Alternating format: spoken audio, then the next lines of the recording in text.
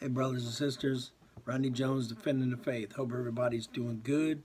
Back with another video.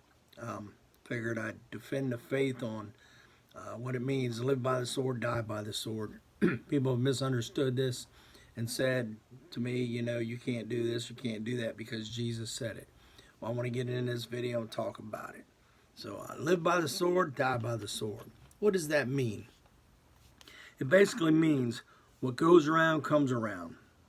More to the point, if you use violent, forceful, or underhanded methods against other people, you can expect the same methods to be used against you.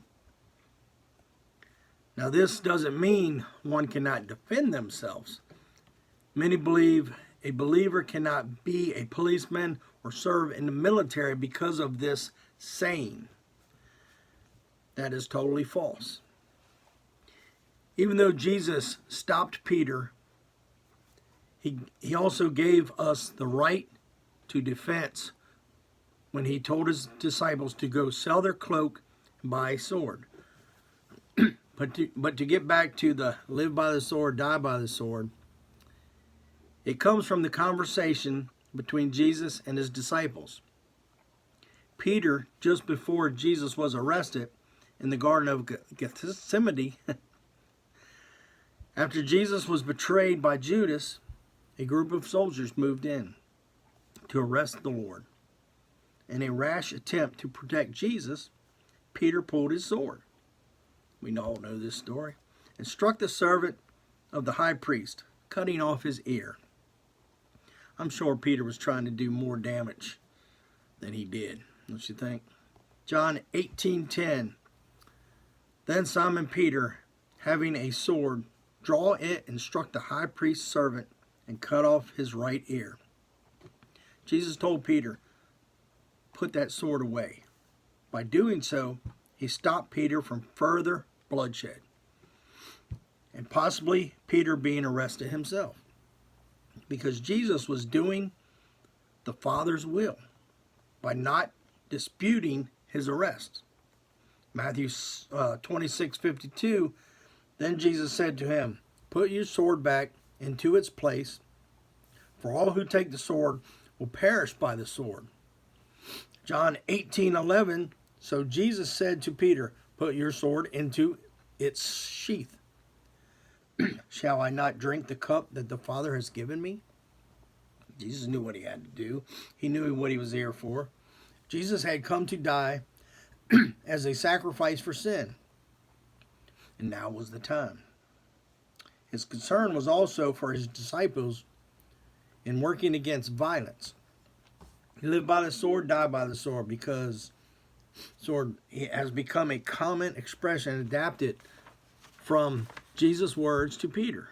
The proverb meaning is still basically the same. A person who lives violently will probably at the same point be killed in a violent manner. Violence begets violence. Those who practice violence will come to a violent end. Brothers and sisters, love conquers all. We all know this. Jesus conquered sin with his love by dying for us. No greater love. We are to love others, not being revengeful or with hate. If we could all live with love towards others, none of us would have to even pull our sword in defense. Think about that. If we could all love and not be so revengeful and try to get back at each other, we would have no violence on this planet. None at all. But because of sin, we know where all that went. So, doesn't mean that you can't own a weapon for defense. You can't defend your family or defend your brothers and sisters in church. We do have that right. It's a basic human right that Jesus gave us, and our forefathers followed up and gave us that in, the Constitution. So they were believers and tried to follow God's word and his commands. So just don't live violently. I've always said that about, when I was growing up, we had the skinheads, man. They're always looking for stuff, always looking to fight. I was like, man, they're going to die because of their anger and their violence. when you go looking for it, you're going to get it. So just try to love one another. Don't be so revengeful and so violent and want to hurt people. It's basically is that you can be a policeman, you can be security, you can fight in the military. Yeah, you're going to kill people if you're in the military fighting in war, possibly as a policeman. You know, it does happen. We know that in defense.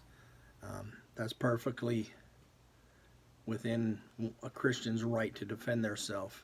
As a basic human, any human can defend themselves, no matter what they believe. So, hey, I hope y'all enjoyed this video and being able to defend that saying or that conversation Jesus had with his disciples. So, hey, I love y'all. Be blessed. Rodney Jones, Defending the Faith. If it's the first time you're hearing my page, hey, click the subscribe button so you can catch the next video and we can discuss whatever's going on. I love to always discuss God's Word with my brothers and sisters. Hey, have a good evening.